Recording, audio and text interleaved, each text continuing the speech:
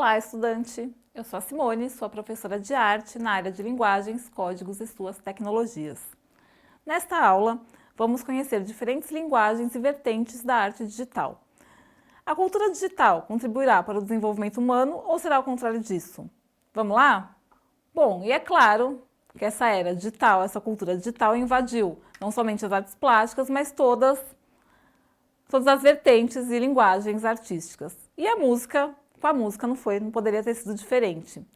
Curioso que quando a gente pensa em música eletrônica, logo nos vem à mente a imagem de um DJ tocando numa pista. Quando, na verdade, as origens da música eletrônica remetem a uma vertente da música erudita. A primeira experiência de música eletrônica que se tem notícia remete à música concreta, que surgiu na França e que pode ser vista como um certo desdobramento da música na era industrial. Isso porque a música concreta ela vai captar sons da vida das cidades, ruídos como de uma locomotiva, que era então um grande símbolo da industrialização e da modernidade, o ruído espontâneo, entre aspas, das cidades. A partir de técnicas de gravação, esses músicos vão gravar esses sons que emergem nas cidades e vão levá-los para o estúdio, vão experimentar esses sons na sua composição musical. Então, se antes, na música instrumental, a gente tinha um processo composicional, um processo criativo que ia da concepção da música pelo compositor até a sua transcrição numa partitura e depois execução pelo músico com seu instrumento, na música concreta a gente vai ter um outro processo criativo. A gente vai ter captação de sons, de barulhos da cidade, a gente vai ter o trabalho, a manipulação desses sons num estúdio de gravação e, por fim, o produto, a composição musical. Então, o barulho, para o músico concreto, ele vai ser levado à condição de objeto sonoro, criando uma música disruptiva, uma música barulhenta, né? Os críticos vão dizer, isso é música ou é barulho? Será que é música? Sim, é música concreta. Ao mesmo tempo, na Alemanha, vai surgir uma outra vertente da música eletrônica ainda ligada à música erudita, que é a música eletroacústica. A música eletroacústica se refere a toda a música que é gravada em estúdio. E hoje ela é a principal vertente da música contemporânea, o principal modo de produção da música contemporânea. Na música eletroacústica, diferente da música concreta, não há a incorporação de ruídos na música, mas sim a utilização de instrumentos eletrônicos. Por música eletroacústica, a gente pode compreender toda a composição que é feita por estúdio.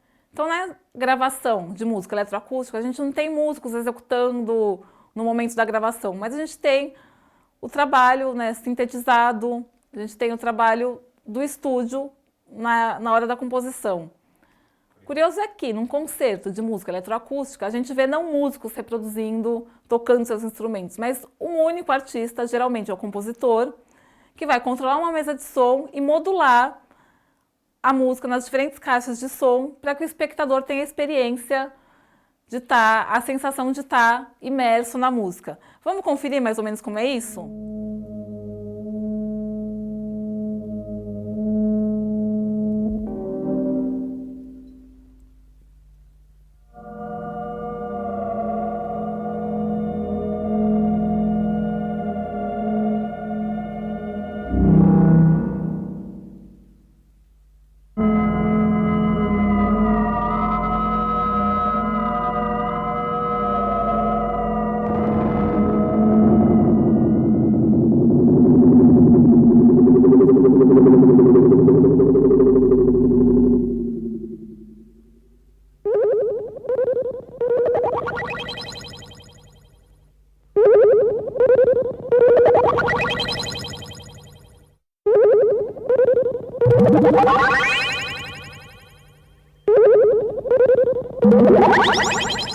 Bom, mas pouco a pouco a música eletrônica vai se desprender dessa origem ou dessa raiz erudita, instrumental, para se tornar algo completamente novo. A música eletrônica de pista que é representada pela figura do DJ. A origem do DJ remonta lá à década de 50, quando surgem os primeiros DJs de baile. Naquela época, provavelmente como um substituto mais barato das bandas de música. E que, no momento, esse tocador de música, por assim dizer, ele só era capaz de reproduzir as músicas tal qual elas tinham sido gravadas num disco. Ele ainda não tinha tecnologias de mixagem, etc., que vão surgir só na década de 70. A década de 70, então, é o momento em que a música eletrônica de pista vai invadir a indústria fonográfica e a cultura de massas através da música disco, que foi imortalizada pela imagem do John Travolta apontando para cima, né, jogando seu casaco na pista de dança. Aliás, diferentemente da música concreta e da música eletroacústica, na música eletrônica de pista, a única pretensão é fazer dançar sem parar. Enquanto aquelas outras, mais ligadas à música erudita, tinham pretensões estéticas, né, experimentações de ruídos e modulações de som com pretensões estéticas, a música eletrônica de pista quer fazer nada mais do que as pessoas dançarem sem parar. E ela estabelece uma outra relação do músico, né, do DJ, no caso, com o público. Porque, diferentemente do compositor que estava ali produzindo de maneira isolada no seu estúdio, o DJ ele produz a partir das reações imediatas do público. Ele sabe se ele está agradando ou não de maneira instantânea. E é isso que é incorporado à sua produção. Mas o DJ, como a gente conhece hoje, ele só pode surgir, ele só teve meios técnicos para se desenvolver a partir da década de 70, que é quando surgem o mixer, os sintetizadores e outros aparelhos que vão ser incorporados à criação do DJ. Ele não precisa mais ficar reproduzindo a música, mas ele vai modular essa música, ele vai fazer com que ela se torne ainda mais dançante, a partir de repetições de trechos ou de diversas técnicas que vão fazer as pessoas dançar sem parar. E isso vai ser muito difundido na década de 80, e a música eletrônica vai se espalhar, vai se ramificar por diversas vertentes, seja o techno, o drum and bass, o trance, o house, enfim, uma série quase inumerável de vertentes da música eletrônica que são febre até hoje em dia.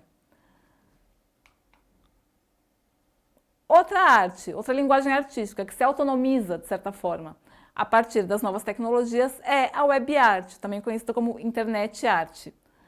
A web art, ela pode ser entendida toda forma de arte que depende que é feita pela e para circular na internet e nas redes. Então, ela é uma arte eminentemente interativa.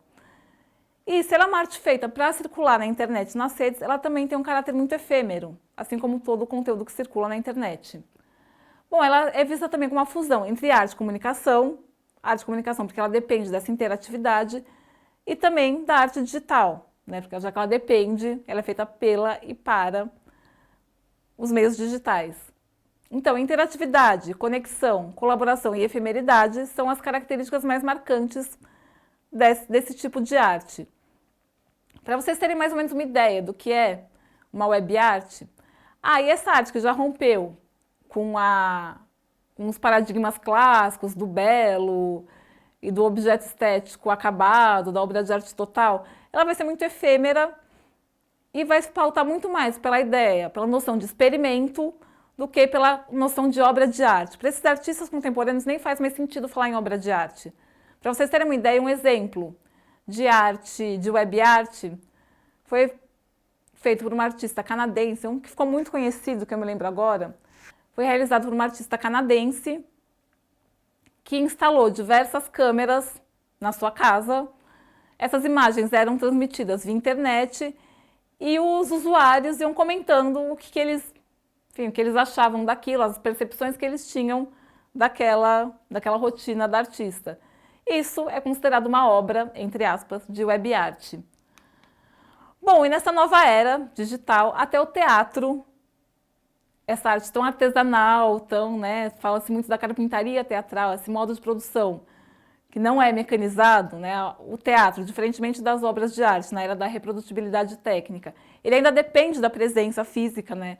Ele é considerado, ele é conceituado como a arte da presença, e até a arte da presença foi pouco a pouco incorporando essas novas tecnologias.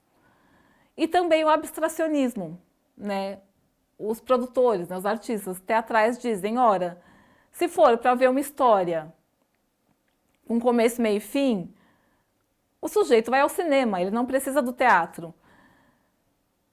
Então o teatro foi cada vez mais também, no teatro moderno e contemporâneo, foi cada vez mais se desprendendo dessa noção de contar uma história e de reproduzir a realidade ou criar um efeito de ilusão, como é no caso do cinema, né? A gente ter aquela impressão de que está vendo uma história ser contada e parece que a gente faz parte daquela história. Não, o teatro vai romper com esse ilusionismo no palco, como chamam os diretores, a partir principalmente da incorporação de novas tecnologias. Desde a década de 20 do século passado, um artista, um diretor russo chamado Ervin Piscator começa a explorar o uso do vídeo e da projeção, nem do vídeo, mas das projeções de slides no palco, o que já causou um grande choque à época e uma ruptura com a tradição teatral que vinha antes, de certa forma inaugurando um teatro moderno. E contemporaneamente esses experimentos artísticos no palco, a partir da tecnologia vai chegar a um patamar, enfim, em que o teatro vai, além de se desprender da realidade, vai utilizar cada vez mais outras linguagens, como o vídeo, o áudio, né? Muito comum não, mas acontece em peças de teatro hoje que a gente usa audioguias para transitar por espaços. Então a gente não está mais centrado na figura do ator que representa alguma coisa, que incorpora um personagem. É muito mais uma experiência sensorial e, enfim, e subjetiva ir ao teatro hoje do que ir a um lugar para ver uma história sendo contada. Curioso é que essa arte da presença, né, alguns críticos definem o teatro como arte da presença. Isso foi abalado recentemente a partir da pandemia do novo coronavírus. Não sei se vocês acompanharam, mas até o teatro se tornou digital, né, porque ele foi reproduzido tecnicamente na impossibilidade de reunir o público por conta da crise sanitária. Diversos grupos de teatro fizeram apresentações via internet, como as famosas lives dos artistas, né? Outra subversão dos meios, né? Se antes ia a um show, era ir presencialmente ao show, hoje a gente vê uma live. Se isso substitui a experiência de ir a um show, é questionável, mas que isso foi válido no momento que a gente não poderia se reunir presencialmente, foi. Continuou sendo teatro, o teatro transmitido pela internet? É um questionamento que eu deixo para vocês. Além do teatro, da música, até as artes plásticas também se tornaram digital. A gente tem hoje a experiência e a realidade de museus virtuais. Não sei se vocês já acessaram, já tentaram, já conhecem o Google Arts e Cultura. Quem não conhece, fica a dica. Lá vocês têm a experiência, a possibilidade de visitar diversos museus por meio virtual, ou seja, sem sair de casa, sem sair do conforto do seu assento. E você percorre museus e galerias, enfim, de países de todo mundo. Isso, de certa forma, desloca o próprio conceito de museu. O museu é considerado a instituição social responsável pela salvaguarda e divulgação de bens culturais. Mas nessa nova era, em que a própria arte se tornou digital, em que a própria arte é efêmera, talvez faça mais sentido haver um museu cujos acervos são virtuais. E aí tem vários questionamentos, se isso substitui a presença de ir fisicamente ao museu, etc. E por outro lado, outros veem as grandes possibilidades, principalmente educativas, dessas ferramentas. Bom, se elas substituem ou não a arte da presença, ou a presença da arte, é questionável, mas por outro lado, elas abrem também novas possibilidades. Agora, a grande questão dos novos tempos é se a cultura e se a arte digital vai contribuir para o desenvolvimento humano ou será que vai ser o contrário disso? Qual que é o uso que a gente faz dessas tecnologias? Será que elas estão nos ajudando a desenvolver nossas habilidades e capacidades humanas ou é o contrário disso? Será que a gente está ficando cada vez mais travado, cada vez mais solitário? Né? Tem a imagem daquele cara que tem 1 milhão de seguidores, não sei quantos likes, mas que na sua vida privada é muito solitário, não tem amigos. Bom, qual que é o uso que a gente vai dar para essa tecnologia e para essa era digital? Tomara que seja um uso criativo. Mas a gente tem que pensar, mas saber se toda essa tecnologia vai contribuir ou não para o nosso desenvolvimento vai depender, passa pelo uso que cada um de nós faz dessa tecnologia. Bom, nossa aula está chegando ao fim. Deixo vocês com uma máxima do Rifkin, que é um crítico norte-americano, que diz que na era do acesso, compara-se acesso à experiência. Não deixe de conferir os links do Saiba Mais na sua plataforma. Bons estudos e até a próxima aula!